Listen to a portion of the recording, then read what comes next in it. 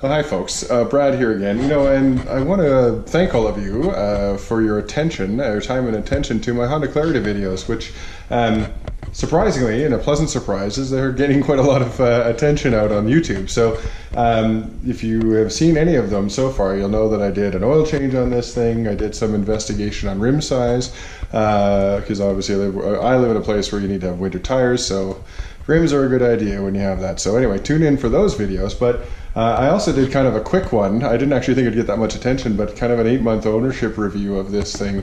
Again, the high points of that are, I did buy this thing new. I've had it since the end of March of this year. It's now just into December. 15,500 kilometers now, and most of that is actually running on electricity, so that's really cool. This thing does have a 17 kilowatt hour battery, so where I live, that's like 7.5 cents per kilowatt hour. So to charge this thing and run it, it's like $1.40 by the time I'm all done. That gets me about 60 to 70 kilometers at a full charge. That's pretty damn good. On the other side of that, though, is you'll see it's got where are we here? It has the 1.5 liter Honda motor. Here, let me get the battery in there. This is what it looks like underneath the hood. Pretty standard, other than the really large orange cables, which they just don't touch because there's a lot of voltage in there. And then there's the actual electric motor, which runs me around everywhere I go. So this is the underside of the hood. Not terribly thrilling. Again, if you want to see my oil change video, please go ahead and do that. But let's move on into the interior, and I'll talk a little more about that, because that's obviously where we spend our time, and the reasons why, or further reasons why I really like this car. Stay tuned. Hang on one sec. Now that I moved into the car, that's cool. I just pushed the button. Yeah, see, and it's telling me I have to remove the charge connector because it's still plugged in. That's cool. I'll do that later. You'll see, however, that it's charging on the left. This is, again, if you saw my previous video, this is where that tells you how much battery is left. Again, I can fill that up for about $1.50 and drive 60 to 70 kilometers on that. That's pretty awesome. I did actually just put in my 7th tank of fuel, so this thing is right full. And combined as it sits right now, you see I got about almost 1,300K worth of range there. That's obviously not bad at all. So I get to drive this pretty cool car, mostly electric, so obviously really inexpensively. And as I say, one of the biggest selling features is that it just simply doesn't use the gas motor. So not a lot of high buck moving parts that are going to wear out as you drive it down the street. I did do the oil change at just over a few hundred kilometers ago, but that was simply because the light came on, or the warning message came on. There's really no need to do it because the gas motor had been on for maybe 2,500K, maybe, and that's pretty ridiculous to do an oil change at that few. So, but let's move around the interior here a little bit. The first thing that draws your attention here is the big screen. Pretty typical Honda, although actually it turns out these are in the NSX too, so that's kind of cool. Radio, no CD player, obviously. The good old days of those are gone. Plugs into some USB down here. It does have Apple CarPlay if you plug in on the left one here. Sorry, the light's not very good. There is another USB on the right. It's 1.5 amp on the left and 1 amp on the right to charge your devices. That's cool. And obviously you can play your audio through here, and then even Bluetooth at the same time. So that's all cool. Typical what you'd expect for Honda, dual zone climate and things like that, heated seats. But one of the best features of this car, and I love it because I live in a winter climate a few months of the year, is the heat is electric, which means I turn the car on, I get in it, on a gas-powered motor. It takes a while for the engine to warm up, open the thermostat, and start chunking the coolant through the heater core, so you can get some of that heat in the car. This thing, honestly, I get in it, I back it out, I drive down my alley, and by the time I'm turning onto the road, which is maybe 200 yards, not even, maybe 100 yards, it's already blowing heat, which is fantastic. So it does use a little more battery, oddly enough, or I guess as expected, if you use the heat a little more, simply because obviously that's how it gets it. But otherwise, that's awesome. Heated seats work pretty well too. I run it in eco mode. If you see eco mode, let me turn it on. Oh, it won't let me do that, but eco mode, see the little leaves up there, that's cool. it actually turns down the intensity of the heated seats, and obviously a few things with the driving as well. It doesn't give you as much throttle for how much input you give it and the rest of that, as you'd expect. Gives you decent range, all the rest of that. It does have a sport mode, which is pretty hilarious. It turns the motor on, gives you maximum regen braking if you want it, and it gives you all the torque from both motors, which is a good 230 or so pounds of torque, which can spin the tires if you turn the traction control off. So anyway, other things, it's got it's not typical for this car, but lane keep assist, which I like. It's got the radar cruise control. You can determine how close to the car in front of you want to go. Let's see, that's a little dark over here. It's got all the usual things for entering your cycling through all the modes on the screen. You know, do you want nav on the front, what's the service history, things like that, and then obviously your Bluetooth controls. And I have to say, I kind of like this thing. People are kind of split on it, but this little floating bridge here, you know, I like to put my phone down here. I'd actually prefer it if it was a little closer, if I was to really nitpick, but I'm not really one to do that. This whole kind of thing, I think it looks nice. It's got this recycled plastic you know, cover with some wood grain, like, you know, some pretend wood accents on it, which is fine. And this whole shifting cluster apparently is the same as they have in the new NSX. So hey, two things looks like it.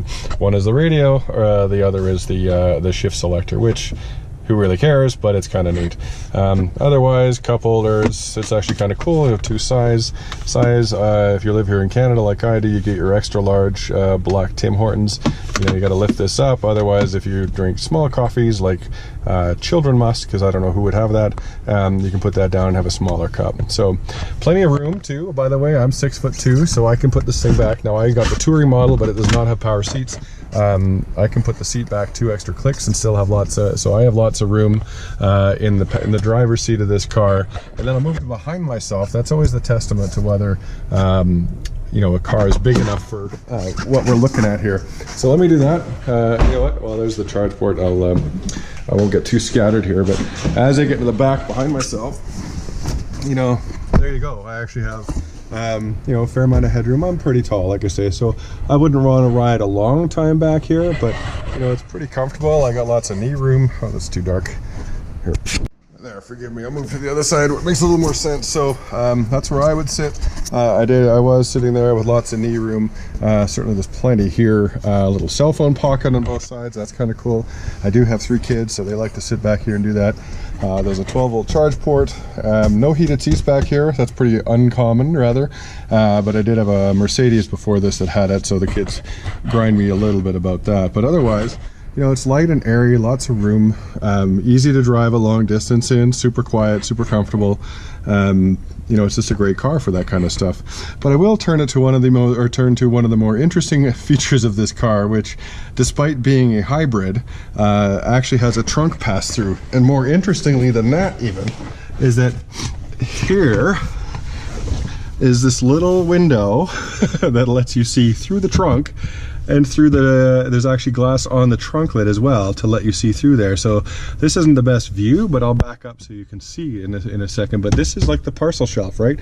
This is where the you know, your dog would sit or whatever if you had if that, you know, the good old days. But this thing has this window here, which you'd surprise, but it really helps for your rear view. So let me show you what that looks like once I close the trunk. So there, if you can see through there, this space here is through the glass window that's right here. Tap on it right there. Through there is the glass on the trunk, which really, as I say, helps you see out the back. And not only that, Honda carried the rear defrost all the way down onto that too, so that it actually defrosts that portion, because if you're going to go to the bother of having it there, it's really cool that it's defrosted as well. Again, where I happen to live. So another oddball thing is you have to go into the trunk to actually put these seats down to get to the pass-through, but there is a pass-through, which is pretty damn awesome too, because I carry some hockey sticks in here with my kids, and I wouldn't be able to put them in here comfortably without being able to do that. So let me show you that too. Okay, so you can see through the pass-through here. Let's see how well you can see the screen up there. So 60-40 split, typical. Again, here's the trunk light. There's that piece of glass that allows you to see through into the trunk, and then through this portion here.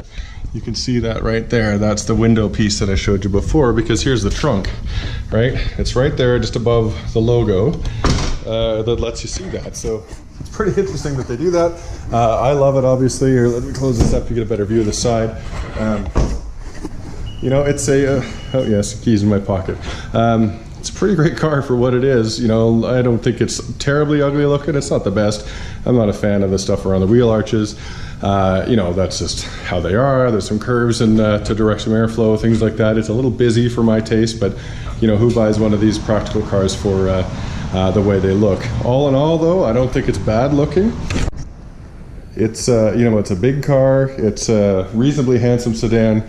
Again, not a fan of the back. This one's disgustingly dirty because, of course, it snowed where I am. And then, you know, the front end is kind of cool. I like the little slash lights, and I do like the LEDs. Although, truth be told, I like the HIDs in the S2000 quite a bit better than these LEDs. But you take what they have. That's fine. So, what else can I really tell you about it that you can't read about it? I really can't stress enough that, you know, look at how much a kilowatt hour is in your region. This is a 17 kilowatt battery, and power efficiency isn't 100%, so you can't say, well, it takes for every kilowatt I put in, I get a kilowatt in reserve. No, but it's about 90% or so. So divide by 90%, you know, so add that up a little bit. It's still, honestly, it's under $2 to fill this, you know, charge the batteries. And you get 60 or 70 kilometers on that, which is 35 or 40 miles, depending on how you drive. And you know, that's almost free. There's almost no maintenance on that. The brakes hardly get used because of the regen feature. You know, all of that stuff. It's really hard to beat for a really practical, efficient, quiet, and comfortable car. And no, it'll not knock your socks off. Don't get me wrong. The sport mode is what it is. You want some fun, buy an S2000 or pick up a motorbike like I've got. But this is an excellent companion car. You know, I think it was Peter Egan from Road and Track days and Cycle Rider days that said, you know, and I hope he's doing okay. He wasn't very well there for a while.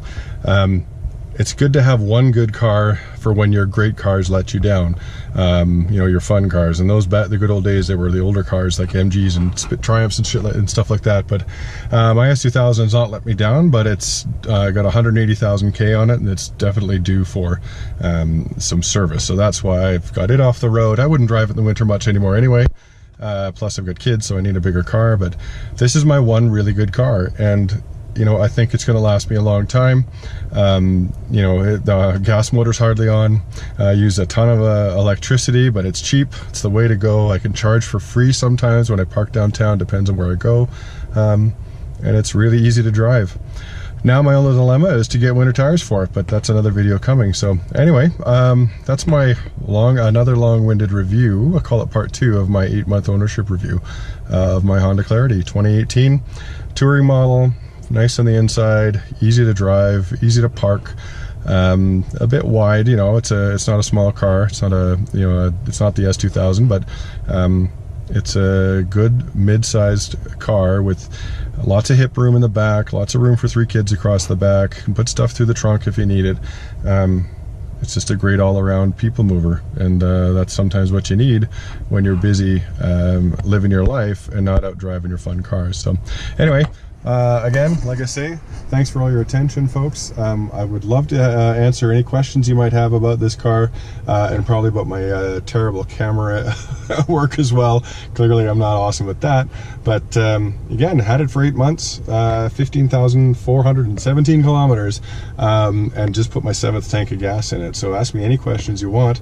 I strongly encourage you folks to investigate these if you're looking for a car this size, this year, you know, this class, and you have people to put in it.